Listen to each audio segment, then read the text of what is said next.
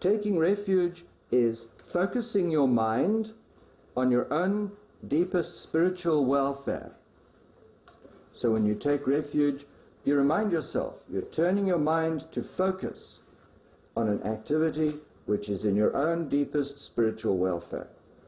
Then you also think you are doing the practice so that you can become enlightened, and having become enlightened, help others.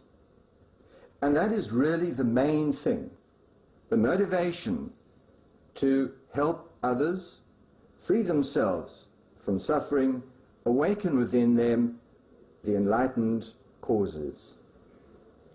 So we do the two things right at the beginning because we remind ourselves, this is why we're doing it all. It's not some casual activity, it's some very specific, focused intention. Intention to do something which benefits ourselves so that we can benefit others. So we'll think like that, and I'll just say it in Tibetan. And those of you who know the Tibetan, you can say it with me. Now, if you want to, it's entirely up to you. You can put your hands in what's called the prayer mudra, but you don't have to.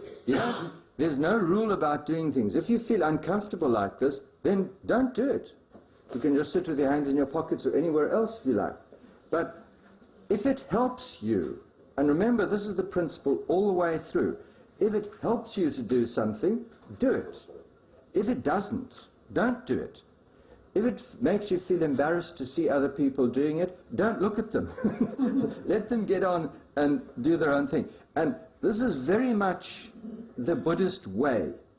You do what works for you, and you develop the broadness of mind and the tolerance to let others do what works for them without getting critical or angry that they do something strange. Because a lot of us are very strange, and we do a lot of very strange things. And in some of the other practices we do even stranger things with our hands. But that doesn't have to bother you. So will you put your minds in that gear where you can just be comfortable? There is no expectation that you should comply with anybody else's way of behaving. Obviously, we ask you to behave with a relative degree of decorum in this room, and that I think is easy for all of you because you're all very nice people. But beyond that, you don't have to feel any compulsion to do anything that anyone else is doing. You just relate to what works for you, and you do what works for you at whatever level of understanding and ease is there for you. So just be very easy, very comfortable with what's going on around you. Okay?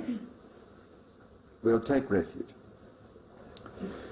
Palden sawe lama rinpoche dagi chiwa pede denjura kaden chenpe gyune jesu de kusum doje ngadra zodu zo.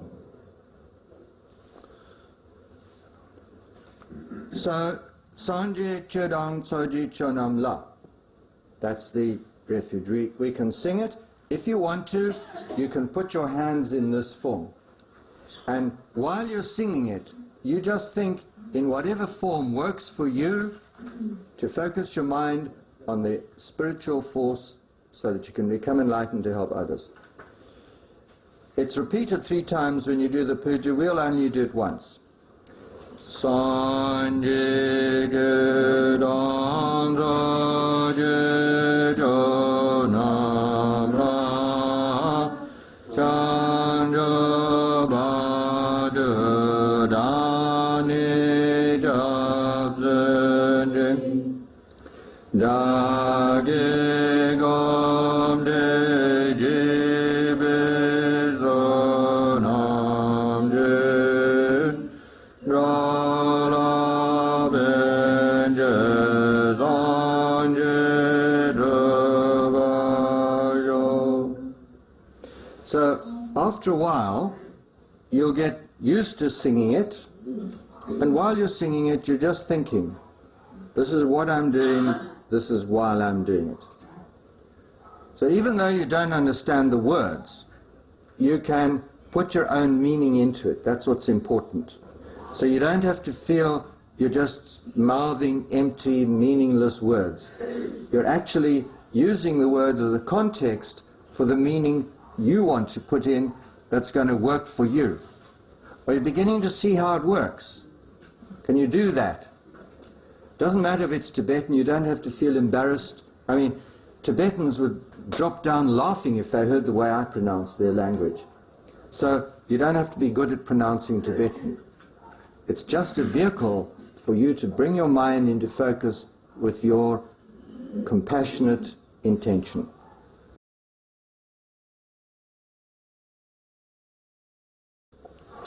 Then the second step is the visualization. And as I say, the visualization is set up in two stages. Stage one, you visualize the form of Chenrézig above your head. Now, a lot of people have difficulty with this because they think, I can't quite see up there or whatever it is. And then all sorts of funny things happen. When people begin to visualize, sometimes they get it reversed, back to front. So Chenrézig sitting on their head over there. Other times Chenrézig refuses to go up there. He wants to sit in front of them and look at them. So you'll find your mind does a lot of very peculiar things, which is quite okay. In the beginning, just think, I'm going to visualize Chenrézig above my head, facing the same way as I'm facing. And then let your mind play all the tricks it likes. Don't worry. You just come back and you think, Chenrézig is above my head, facing the same way I'm facing. Yes? Is it important to see it in absolute detail? No. In the beginning, you will not be able to see it in absolute detail. So in a moment we'll go through the different ways of helping ourselves to visualize, because this is important. So what I'll do is go through the steps of setting up the visualization. First of all, you visualize above your head a very beautiful lotus, a lotus flower. That's really a water lily. So it's an open water lily, and it's white, and it's very, very fresh. If you want to, you can have a few dewdrops on it. Then, in the middle, lying flat, is a perfect full moon. Clear, silver full moon. So those two come first. Okay, so that's quite easy, isn't it?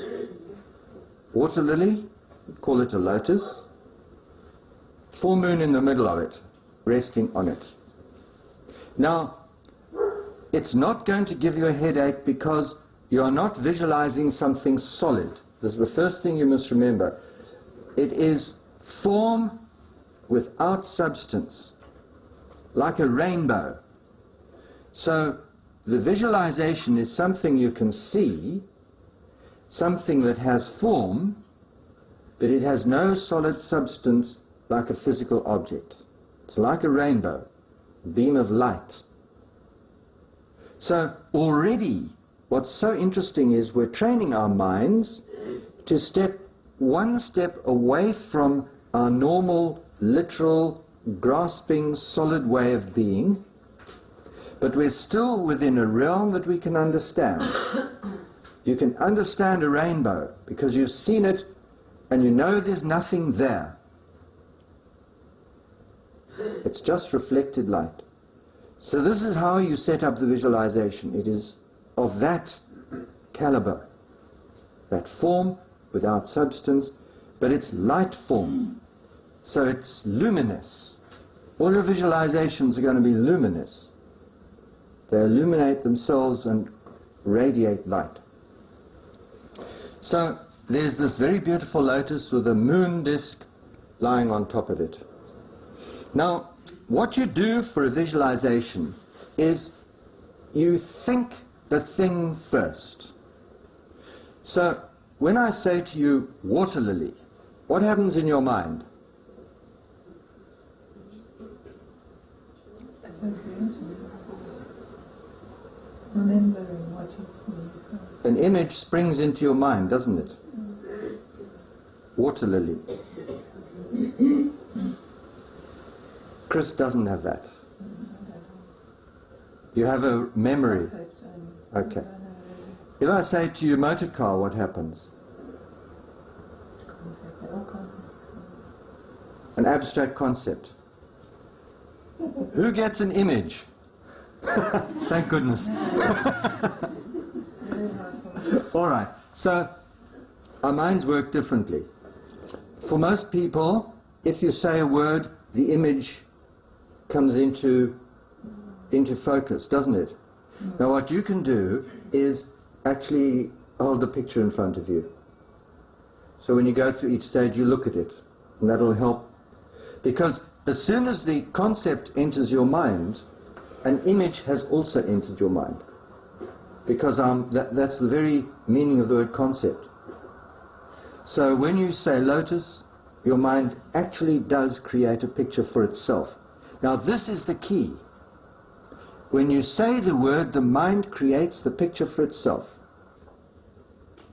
Can you see that? The mind produces the image. So you don't have to struggle and construct it in some way. Let the mind produce it. Then your job is to repeat that process of returning so the mind can bring it up again. You return, the mind brings it up again. You return, the mind brings it up again. When your attention fades, the image fades. You return, the image comes back. You drift away, image fades. So therefore, you don't try to hold a photographic image with the mind that thinks the name. What you're doing is you're allowing the mind that thinks the name to bring the visualized potential forward all the time. So you can be very, very relaxed about it. The more relaxed your mind is, the more powerful that image will be as it arises out of your mind. So your visualization is very relaxed. If your mind is very distracted, of course, it'll keep drifting away. So we're still at the stage of creating the form. You start with the lotus, the moon disk. Then standing upright upon the moon disk is a white tree. Then, all in a flash, the Shri vanishes, and in its place is Chenrézig, sitting on the same moon in the same lotus.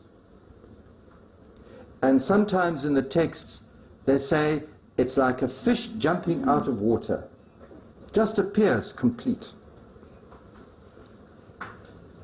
Now behind Chenrézig is another moon disk, but this one is like the back of a chair. It's the back of a seat, so if he wants to, he can lean back against it. So you've got two moons now, one being sat on, one being leant on. Okay? Does that appear at the same time here? They're all like moons. They're silvery, clear, very pure. Chenrézig has 4 arms, and the 2 middle ones are here in front of him, holding a wish-fulfilling gem. That's that blue thing between his hands. Then the right arm is extended outwards, and it's holding a rosary, a crystal rosary, which is twisted in the eternity figure 8, crystal rosary. Then the left outer arm is holding another lotus flower.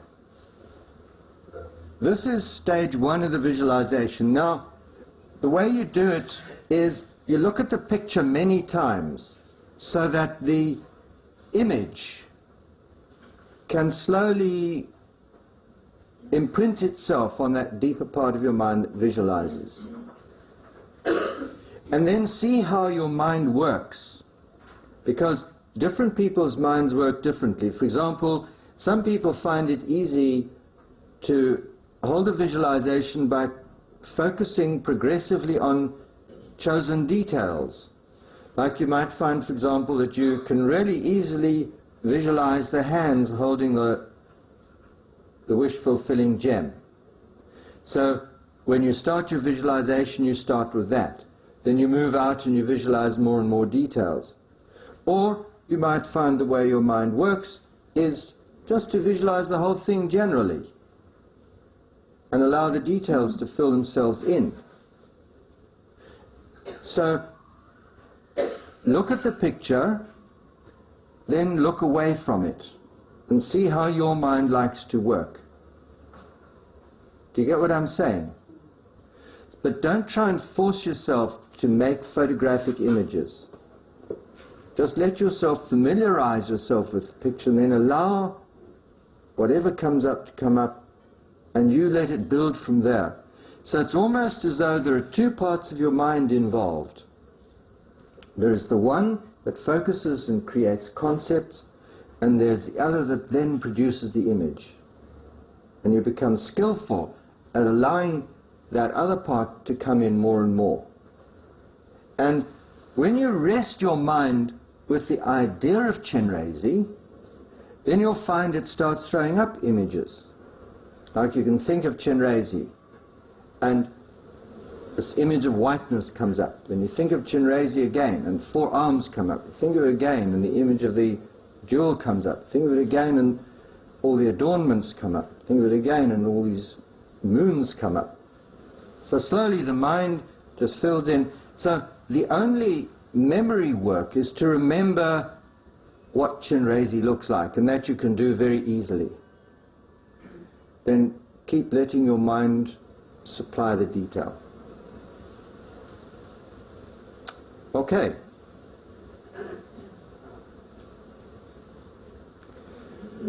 So that completes the creation of the outer form, the visualization of the form.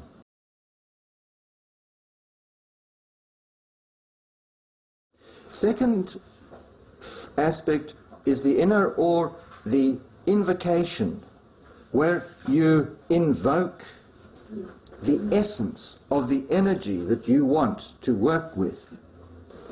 And we move to the prayer to solicit Chenrézig's attention. You can think that when you recite this prayer, you are now invoking the essence of Chenrézig to come into the visualized form above your head.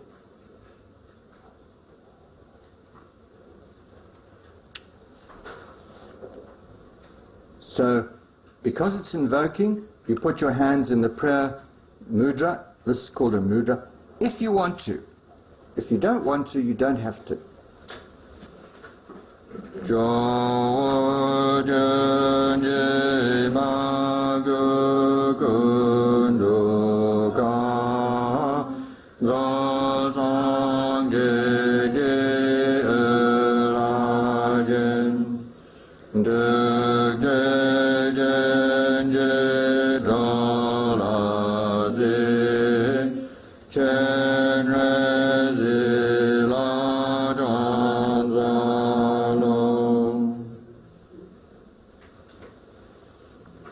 When you've recited the invocation 3 times, you think, now Chenrézig is here.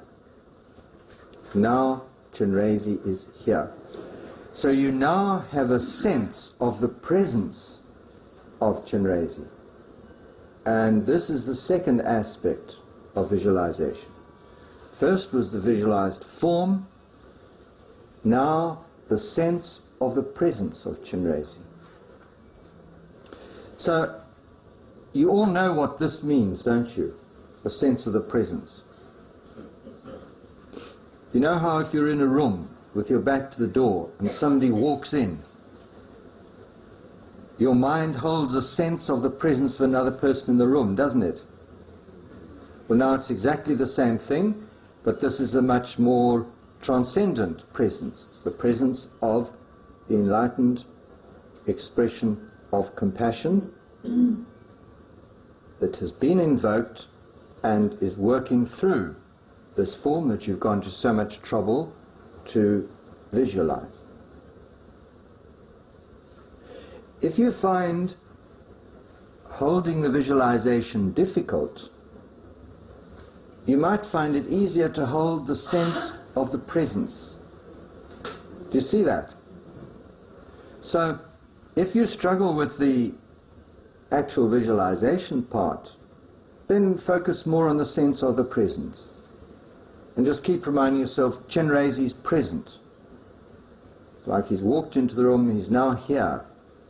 And even though I may only be able to hold the visualization very imperfectly, that doesn't matter. So now we've completed the visualization stage. We've completed it. We've done the form, and the essence is present.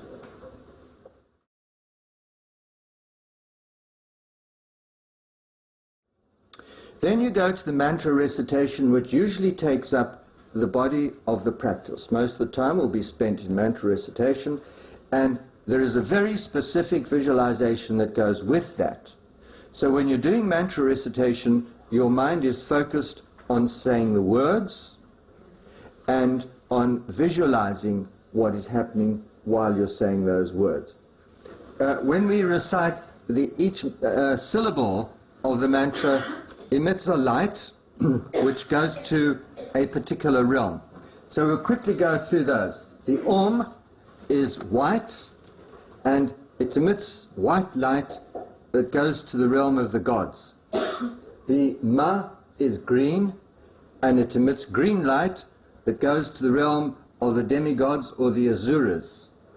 Ni is yellow, emits yellow light, goes to human realm.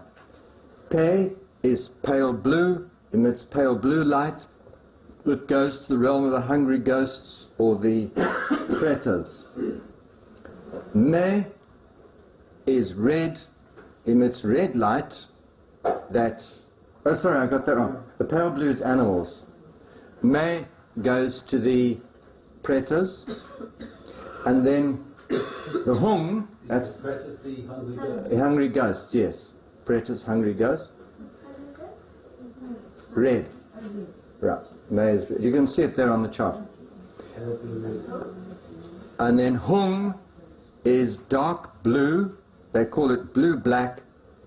Emits dark blue-black light, goes to the realms of the hell beings. Beings are in hell realms. When you begin, be satisfied to get the sense of Chenrézig and a sense of the picture of Chenrézig, and then think the lights are all going out.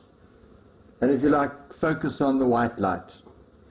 And don't try and remember this light goes to this realm, this light goes to this realm, this light goes to this realm. You don't have to remember all that, because once you've set the whole show up, it's going to do it anyway. Does it for you. It's just that we Westerners are so intellectual and we're so clever that we can't do something unless we know everything about it. You know, a lot of the Tibetans became enlightened doing this practice, and I wouldn't mind betting they didn't know anything about the realms and the Kayas and the Buddhas and the rest of it. They just did it. So don't start tormenting yourself and thinking you've got to perfect every single detail of every single aspect. What is most important is you bring your heart to it. You're coming to this practice because you want to purify and generate the compassion to help others. That's more important than everything else we've talked about. So rest with that, but in order to satisfy the urgings of your intellect, you've now got all this information, which makes you feel that you're doing it properly. Okay. So it is important just to be relaxed about it, to be okay about it, and know that it's almost as though you're engaging a formula, and you go through the stages of the formula, and then it does what's needed. So you recite the mantra, and you just hold that sense of Chenrézig. Now and again, look at the image, so that your mind can start getting the image. That's why we put the picture up.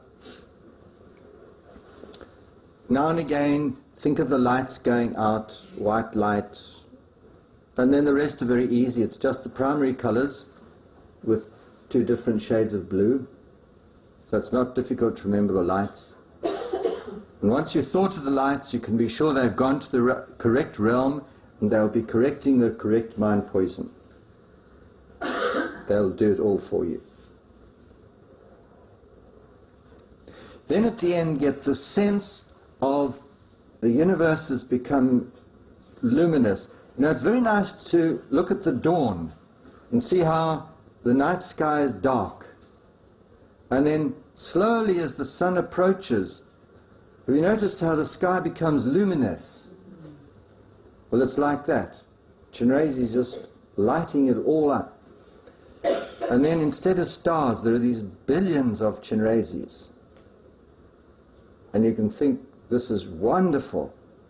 There isn't a single being left in the universe who is suffering. You've purified all their suffering, and there they are as Chenrézig. And you've purified your own suffering.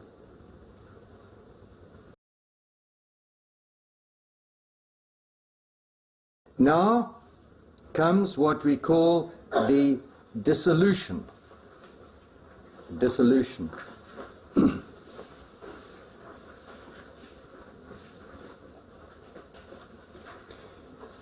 And this you have to do on your own, because what will happen when you're doing the puja is that whoever is leading the puja will stop the mantra recitation, and there will be silence. And you're not reciting anything, but you're actually doing the dissolution, and you're doing what's called completion stage, which I'm going to tell you about. So the dissolution can be very, very simple or very complicated. So first of all, I'll give you the very simple. The very simple dissolution is Chenrézig above you dissolves into light. Now, it'll take you a while to get used to this, dissolving into light. But you start with the form of Chenrézig, and then just imagine that that form gradually becomes white light, and the white light pours down into you. And the image they use is pouring milk into water. So the light pours into you, which means your mind and Chenrézig's mind become inseparably mixed. And obviously that means your mind is now like Chenrézig's mind. You've received a very profound blessing, because Chenrézig's mind has come into yours. So a manifestation of pure compassion has come into you. Then stage 2 of the dissolution is you dissolve into light, and the light gradually disappears. The way a rainbow disappears when the moisture in the air is no longer there.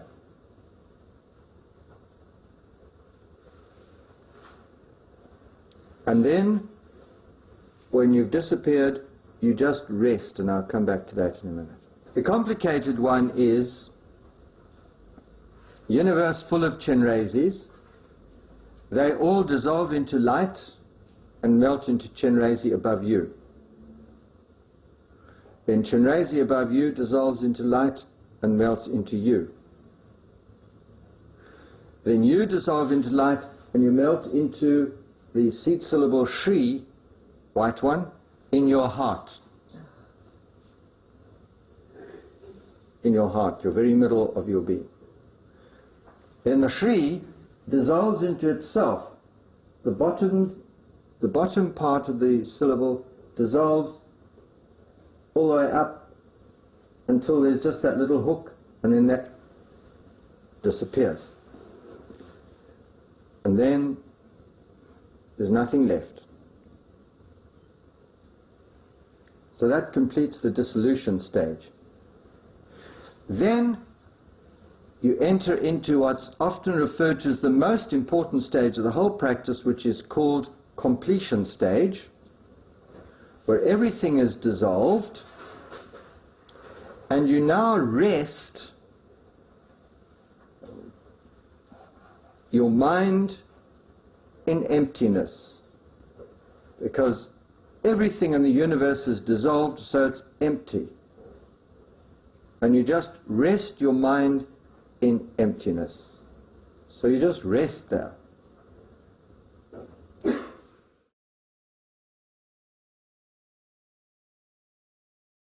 You then emerge and take all appearances as the path. So when the leader of the puja says, Darshan Lunang Pakpe Ku, Dradra Yige Rupayang Rendo Yeshi Chin Polong. At that stage, what you do is you think, I now emerge back into samsara. I am in the form of Chenrézig, and all beings are in the form of Chenrézig. And more than that, all physical objects are the body of Chenrézig. Everything you see is the body of Chenrézig. All sounds are the mantra.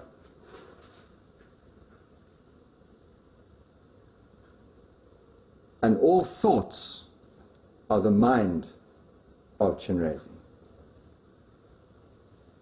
Here they say the vastness of the great jhana, that is the great wisdom. The mind of Chenrézig is wisdom. So this is called practicing pure appearances. And this is how you carry your meditation into what we call post-meditation. This is post-meditation practice. So when the puja is over, you get up quietly and you look around and it's all Chenrézig everywhere. And everyone starts chattering, and that's the mantra. And you have lots of thoughts, that's the mind of Chenrézig. You walk outside and some guy's nicked your car, thoughts arise in your mind, that's the mind of Chenrézig. And so it goes on.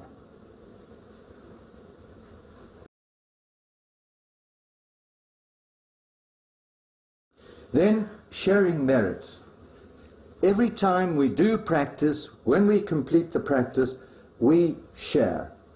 And this brings us back to concluding the practice the way we started out. We started out with bodhisattva motivation. We end the practice with bodhisattva motivation. So we share at the end, we say, I've done this. I've done this practice. I've invoked Chenrézig. The power of compassion was focused here. Now, may all beings benefit by what we've done. Whatever spiritual energy has been generated that has benefited me, may all beings benefit to the same degree.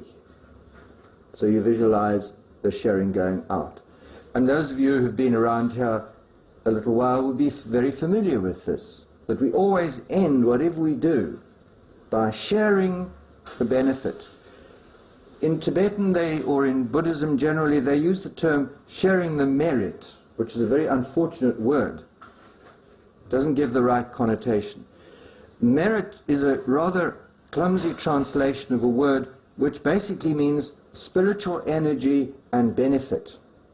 Recognizing that when we do spiritual practice, energy is generated.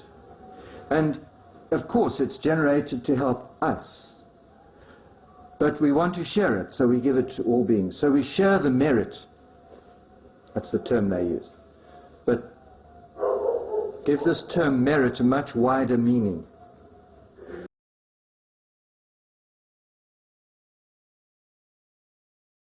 Then there's just one last method I want to give you, which is a teaching of Akong Rinpoche. How to help you bring the Chenrézig into everything you do. When you wake up in the morning, as soon as your thought processes click into action, you visualize Chenrézig in your heart, radiating white light. The white light fills your body and then radiates out throughout the whole universe.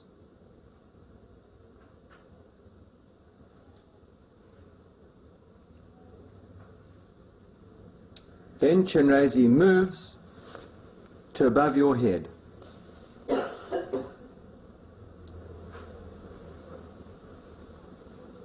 Where he remains all day.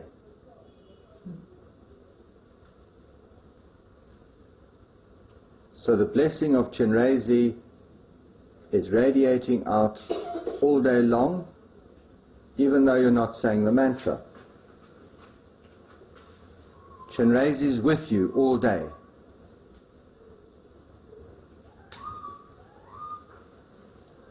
Then in the evening you go to bed. Chenrézig moves down into your heart.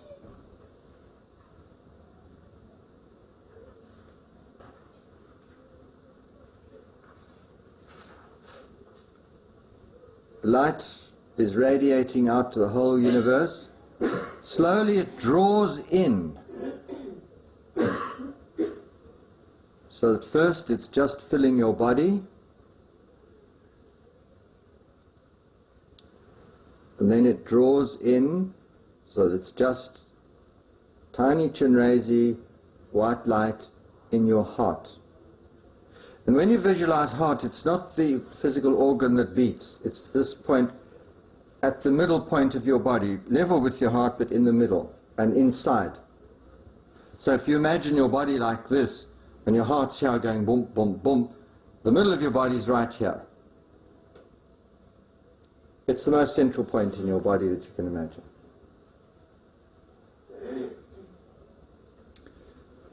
So the light draws in, and as you fall asleep, your mind is resting with this image of the tiny white light, Chenrézig, in your heart. You fall asleep thinking like that.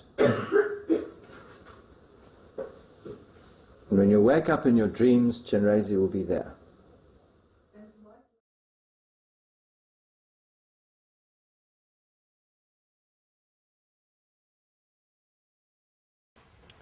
Step one, above your head is a very beautiful open white lotus.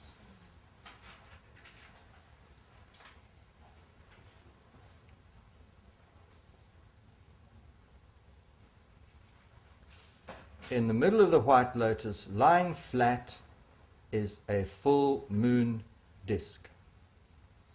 Full moon lying flat.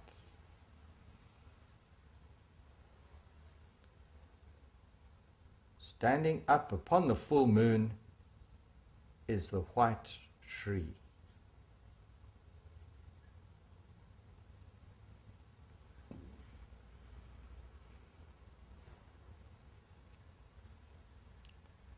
Suddenly the Shri vanishes and in its place appears Chenrézig with a flawless white moon disk at his back.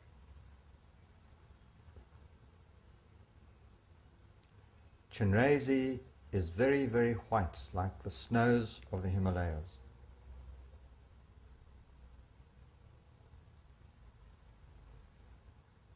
His middle hands are holding a wish-fulfilling gem.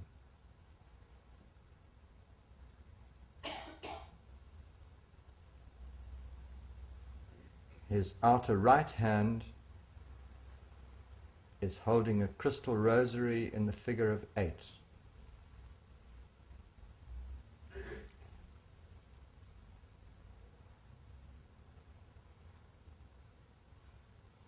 His outer left hand is holding a white lotus.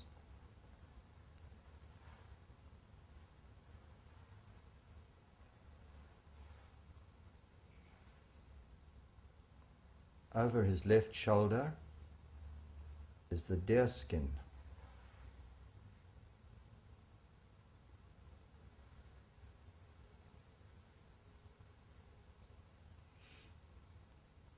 Chenrézig's face is very beautiful, smiling,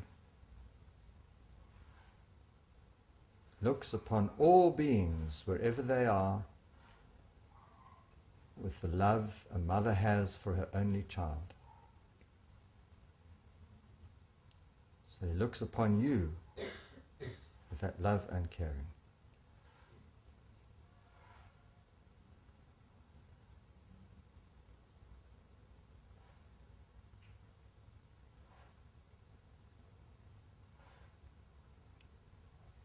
Chenrézig has all the adornments of a bodhisattva. Has a crown with 5 jewels standing up.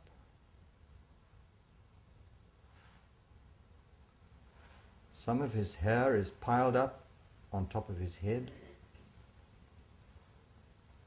The rest falls loose down his back and over his shoulders. His hair is long and black.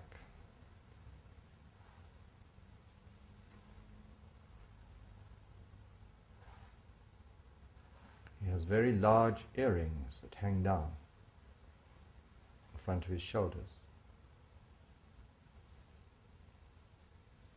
Has a necklace,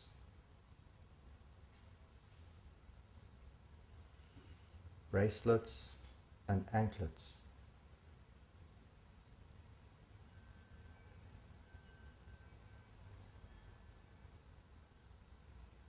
Very beautiful silk pantaloons.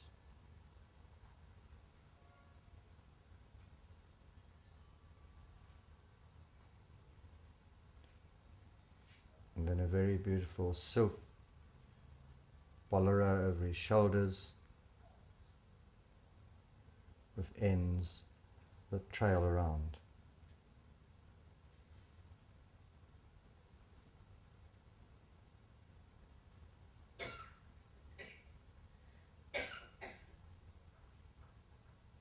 Has ribbons tied in his hair that come down both sides.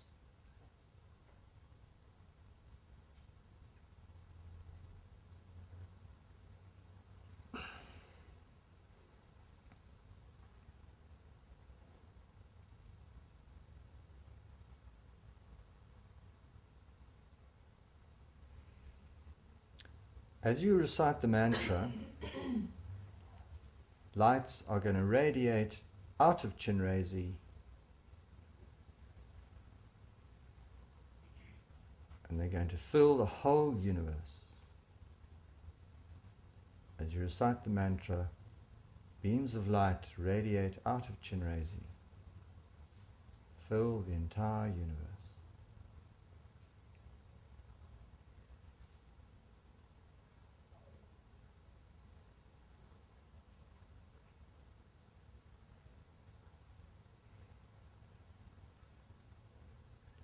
And those lights touch every single being in the universe,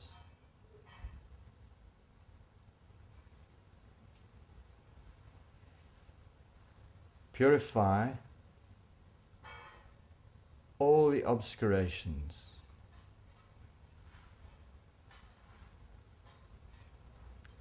Dissolve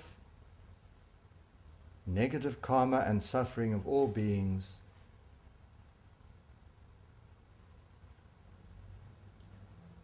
and all beings become enlightened and take on the form of Chenrézig.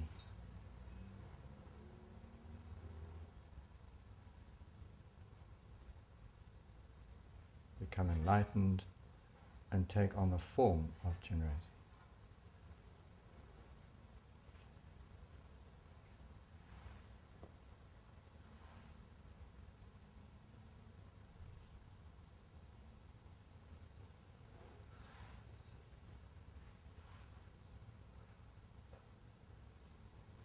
And so you recite the mantra Om Mani Padme Hum.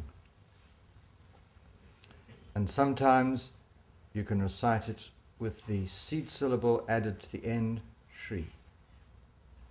So we'll do that for a little while. Om Mani Padme Hum Re. Om Mani Padme Hum Re. Om Mani Padme Hum Re. Om Mani Padme Hum Re. Om Mani Padme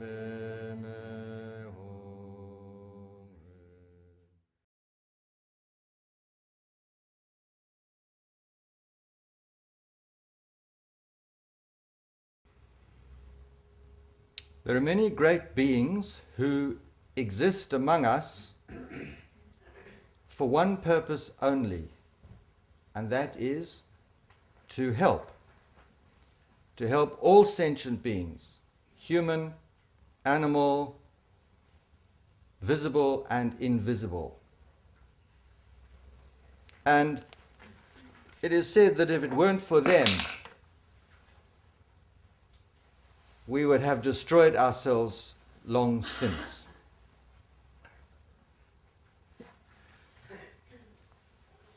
Chenrézig is one of these beings.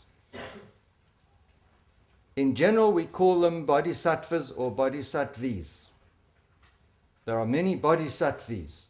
There are more bodhisattvas in this room than bodhisattvas. So maybe I should talk about bodhisattvas. A being who has taken a vow to live for the benefit of others. That means we put the welfare of others before our own.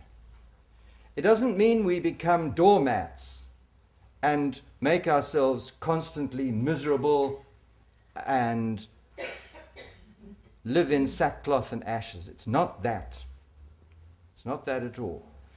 It is living with an ever increasingly deepened awareness of the oneness of all life, of the interconnectedness of all life, and of the fact that the happiness of others is more important than one's own happiness. Because as some great Lama said, if you try to become happy only for yourself, you will never be happy. So we begin to understand that if we focus only on our own interests, we do the most effective thing to make ourselves unhappy, because we emphasize our egocentric separateness, which is the great illusion that causes suffering within the human realm. It is an illusion.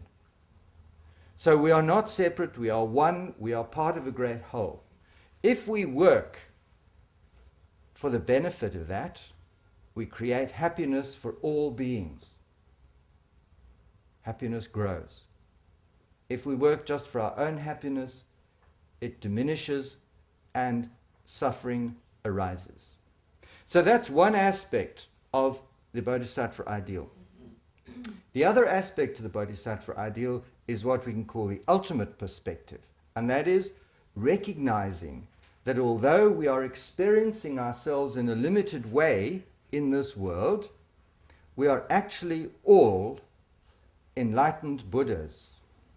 That is our reality. And because we think of ourselves as something less, we experience ourselves as something less, and we suffer accordingly. Therefore, bodhisattvas work to help beings free themselves from this illusory way of perceiving themselves so that they can discover and realize their enlightened reality. So it's like trying to lead all beings to awaken themselves to their own inner reality and thus free them from the causes of suffering and from any future possibility of suffering. So bodhisattva activity is a combination of compassion and wisdom. Working with wisdom and understanding, realizing what the situation is really like, and having a boundless, caring acceptance of all beings. The Bodhisattva does not exclude beings at all. The Bodhisattva includes even the most harmful being, because the Bodhisattva training is to recognize even though some being might be acting in a harmful way, they are really Buddhas. All beings are Buddhas. And sooner or later, that Buddha nature will shine through and they will free themselves from all forms of suffering. The Dalai Lama was once asked, when he does his compassion meditation, who does he think of most? And he said, the Chinese. The Chinese. And when you think in terms of bodhisattva motivation, you see things in a much broader context. You see that those who are suffering now, which includes all of us, are simply reaping the consequences of past actions. Those who are being harmful now are sowing the causes for future suffering. That is the great wheel of life. And therefore, when beings are being very harmful, the bodhisattvas often give more attention to helping them, realizing that they are going to need a lot of help in the future. So it brings us to a very different perspective on the way we see ourselves, the world, the activities of beings around us. Now, of course, we can't jump there all in one easy blow shot. It takes time. It takes time to train ourselves to this different perspective. Among the greatest bodhisattvas is a being called Chenrézig, that's the Tibetan word, Avalokiteshvara, Sanskrit. Chenrézig took what is regarded as the most comprehensive bodhisattva vow. He vowed to remain within samsara, that's this world where deluded beings live, and to work for the benefit of beings ceaselessly until he has liberated the last being, including the last blade of grass. So he's effectively taken a vow to remain here forever, because to us forever is until the end of anything we can think of. And when anything we can think of is ended, then forever will have ended. And that is how long Chenrézig has vowed to be here, working ceaselessly for beings. If you read some of the sutras, Chenrézig is referred to either as the all-seeing one or the all-hearing one.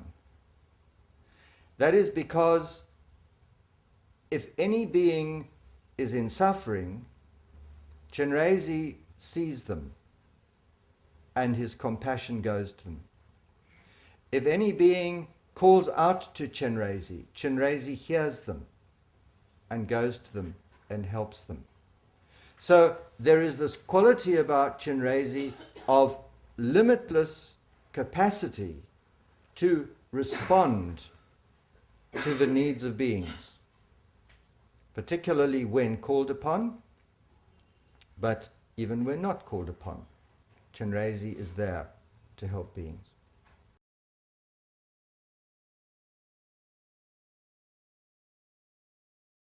Om, God realm, the negative manifestation that leads to the emergence of the God realm is pride.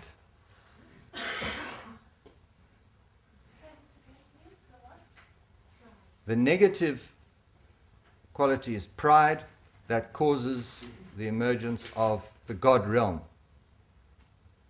And there the primary form of suffering is that of falling and changing, falling out of the God realm and change. When that quality is purified, what emerges is the wisdom of equanimity. That's the wisdom of being equal with everything, the mind resting in equanimity. And the paramita which is perfected is the paramita of mental stability. So for each one we'll look at the wisdom and the paramita. The wisdom. Parameter, please, Rick. Parameters are the parameters of the six perfections. Perfections of enlightened qualities. And also, when pride is purified, humility manifests. So have you got the formula? Because for each realm the same thing is going to happen. So the white light goes, purifies God realm. Then just below the God realm you get Ma, green.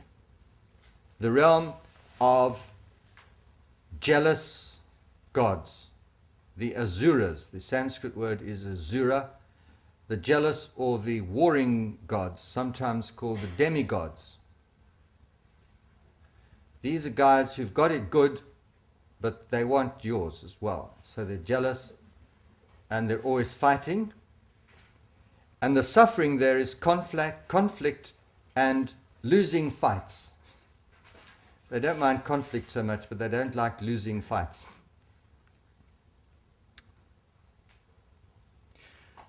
The wisdom that emerges is the wisdom of activity. The paramita is the paramita patience.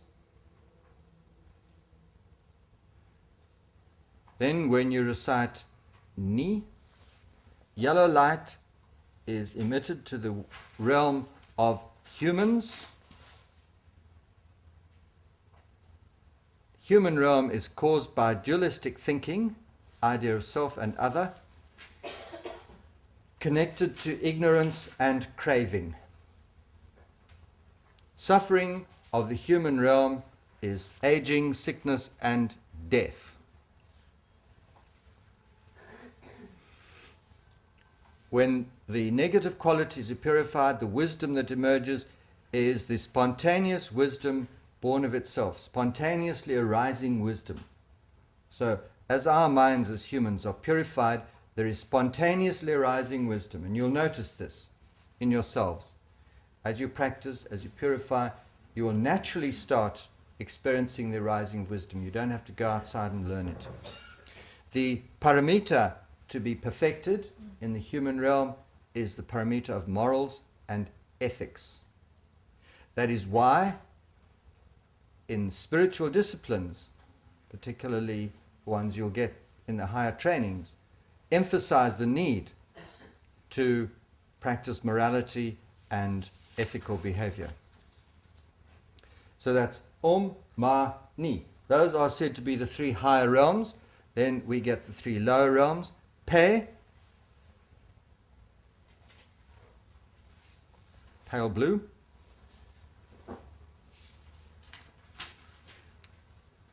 it's the realm of animals caused by ignorance, mental dullness, sometimes called thickness or stupidity. The suffering of that realm is the suffering of slavery and being eaten. Slavery and being eaten. When purified, the wisdom is the realization of dharmata or universal essence. The realization of universal essence.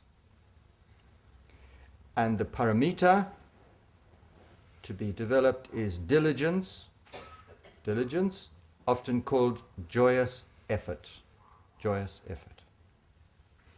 Then the next realm, the next is me, red. That's the realm of the hungry ghosts.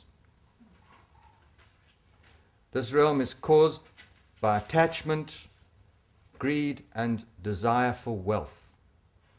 Attachment, greed, and desire for wealth. The suffering here is insatiable hunger and thirst. Hunger and thirst. When purified, becomes the wisdom of discrimination, sometimes called discriminating wisdom. And the paramita is the paramita of generosity. Generosity. Finally, hung, the dark blue one at the bottom.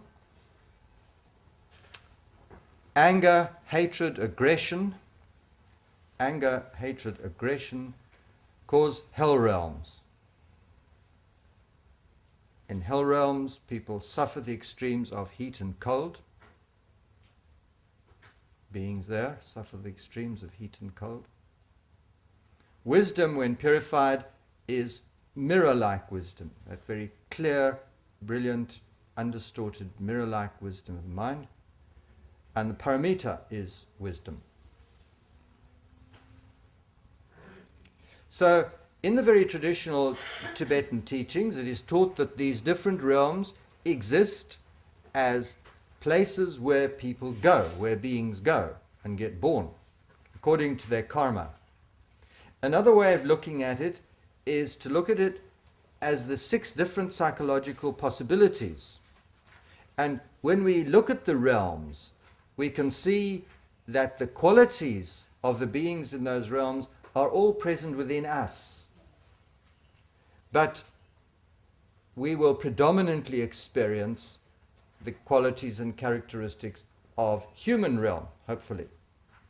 So when we do the practice, the Chenrézig practice, and when we recite the mantra, although we're visualizing these lights going to the different realms, they are of course purifying those negativities within ourselves as well. So that all those negativities, pride, jealousy, dualistic thinking, stupidity, insatiable greed, anger, hatred, aggression, all those will be purified in us, as in all beings around us, and the 6 wisdoms and the 6 paramita will naturally start being manifested as a result of purification. Then, if you want to follow the thinking of the Chenrézig practice, as the purification takes place, all beings start taking on the form of Chenrézig. Purified and take on the form of Chenrézig. And that includes you. Remember, you, the lights from Chenrézig are going out in all directions. They say the 10 directions. That's the 4 cardinal compass directions, the 4 between them, and the ups and the downs. So it's all directions. So you're getting the lights into you also. So it's purifying you. So at the end of the period of your mantra recitation, there's you sitting there, and you've become Chenrézig. Then there's Chenrézig above you. So there are 2 Chenrézigs now. And then all the beings throughout the universe have become Chenrézig. So it's a huge party of Chenrézigs. Nothing left in the universe except purified, enlightened beings. So now what we see is that when we recite the mantra, we're doing something very, very comprehensive. We are connecting to beings in all the 6 realms. We're purifying all the mind poisons, the obscurations. We're awakening all the wisdom qualities in the 6 paramita, and all the negatives are being transformed naturally into their positive opposites. We're purifying all those negative qualities in ourselves, and we are specifically sending light to the realms as well, to the realms associated with the mantra and the color. Then, if you want the meaning of the mantra, I've written that out in that extreme right-hand column. There you look at the 4 words.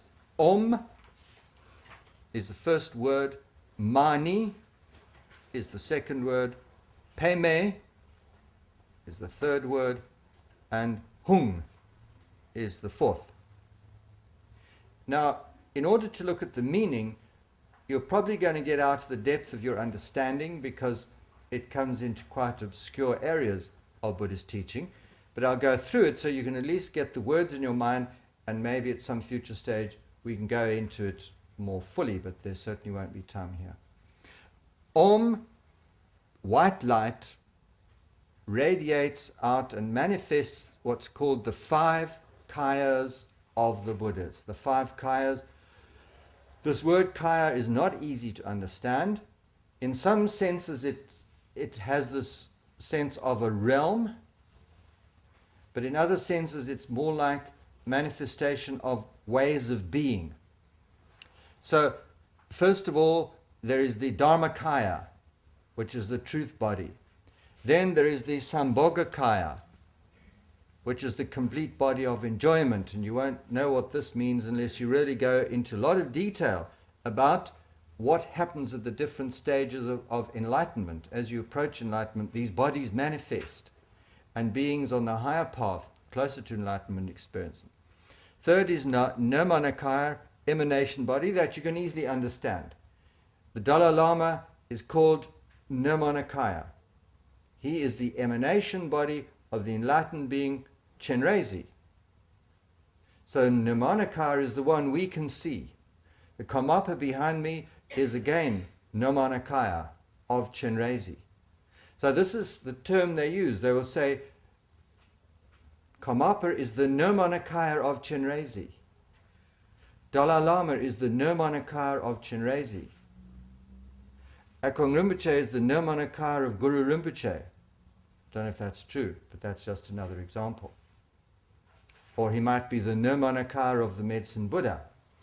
So when you come across that term, when people are talking, you'll know what it means. It means it's the emanation which has taken physical form. There's going to come a time when the Karmapa will only emanate as the Sambhogakaya. That is, the complete body of enjoyment. So it means he will still emanate, but the emanation won't go as densely as Nirmanakaya. So it represents levels of manifestation. So those are the first 3. Then the fourth is the Svabhavakaya, which is the essence body. The fifth is the Ambisambhobhikaya. Fully enlightened body. So those are the 5 kayas. Also, the white light manifests the body, speech, mind of the Buddha. The essence of the body, speech, and mind of the Buddha. So that's what the Om is all about, and you don't really understand it, but now you know. Then there is Mani. Mani is the wish-fulfilling gem. Wish-fulfilling gem. It embodies the perfection of our wishes, which accomplish everything that we really need. So as I said earlier on, the wish-fulfilling gem fulfills the wishes of those things we really need. Peme is the exceptionally beautiful lotus flower, which is sweet, smooth, pleasing, and that means that Chenrézig embodies these qualities, the love and compassion which have these qualities. Then Hung is a request for protection from fear and suffering for all beings. Hung is a request for protection from fear, particularly, and suffering of the lower realm. So on this basis, the meaning of the mantra can be the one who is the body, speech, and mind of the 5 kayas of the Buddhas, who accomplishes all aspiration and who is beautiful, please protect us and all beings from suffering. That's what the mantra means, and that is what it contains.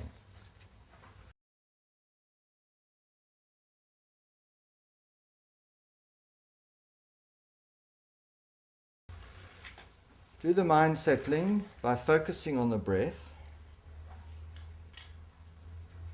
Breathe in through your nose to a count of 3 or 4, whichever is comfortable.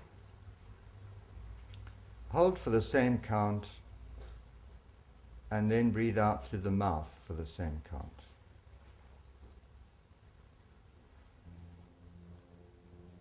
As you breathe out, think you're releasing anything in your mind or your body that's disturbing, that causes tension or negativity. Any form of pain or stress or difficulty, release it through the out-breath.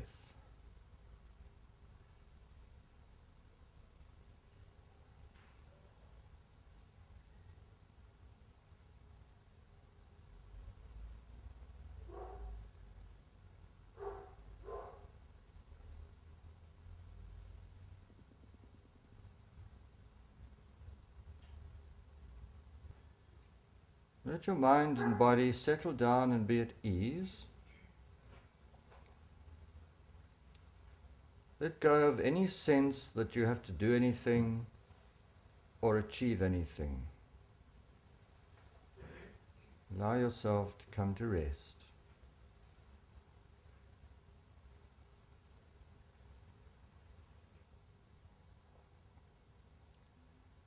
The body naturally releases the breath. Let your mind release any stress, tension, restlessness, negativity. Let it release it in the same way.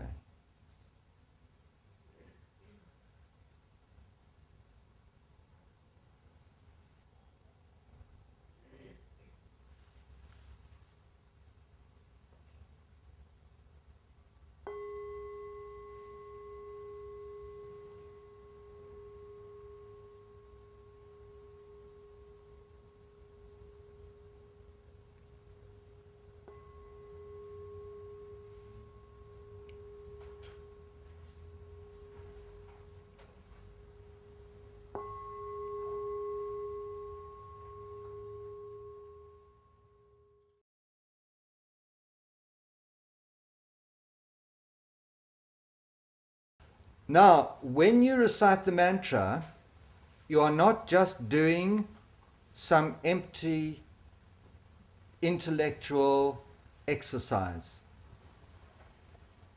You are performing a very powerful spiritual action, and there will be results.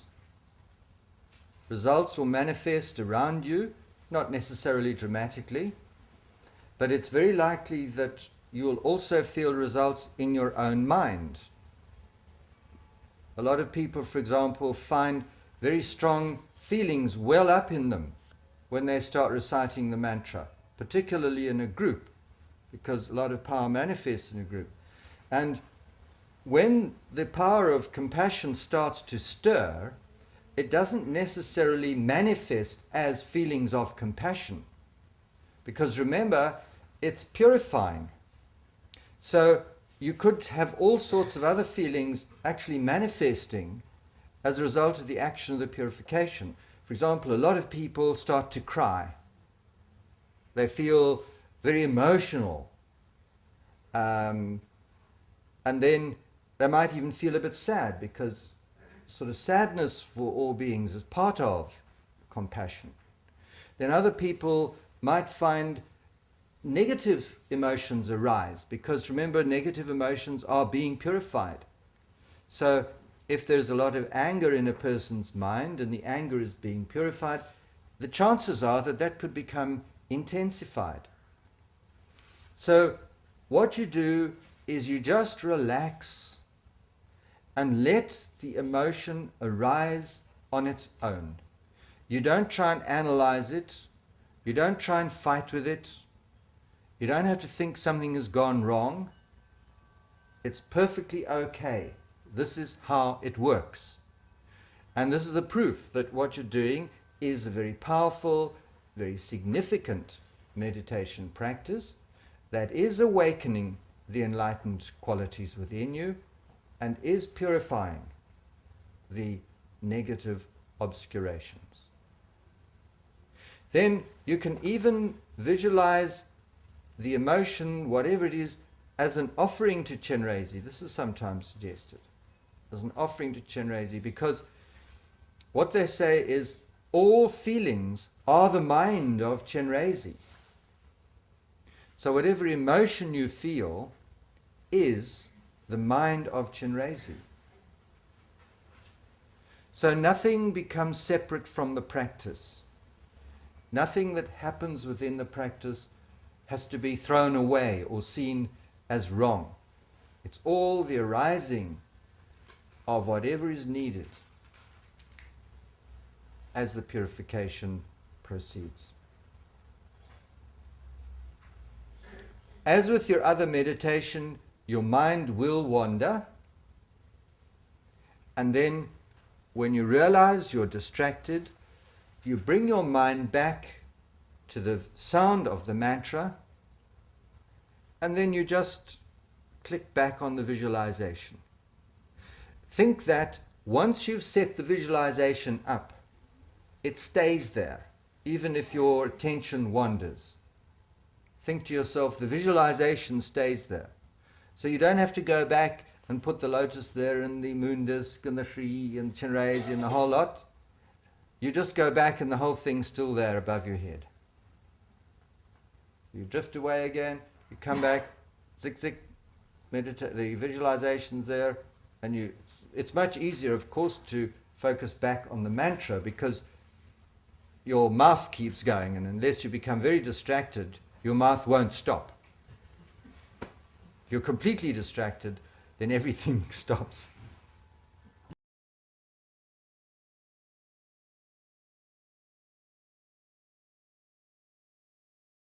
A great Lama called Tangtong Gyalpo composed a practice to Chenrézig, and the practice is called a sadhana. Now, what that means is there's a certain form you follow. It's not quite a ritual, because you don't get up and walk around, but it's a form of taking your mind through certain stages of creating, through visualization, different possibilities, then invoking an enlightened energy into that context, and then focusing on that enlightened energy so that it works upon your consciousness and radiates out into the world around you. And that is the sadhana, or in Tibetan, puja. And typically, a sadhana or a puja will contain chanting, visualization, mantra recitation, and prayers.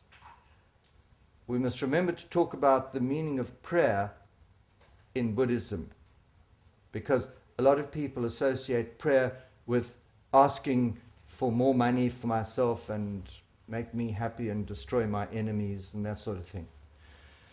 But prayer in Buddhism is nothing like that. Prayer in Buddhism is creating an attitude of mind where we acknowledge that within us and around us are greater forces which aren't limited by our negativities and which, if invoked, will transform ourselves and those around us and free beings from all the causes of suffering and awaken all the enlightened possibilities within them.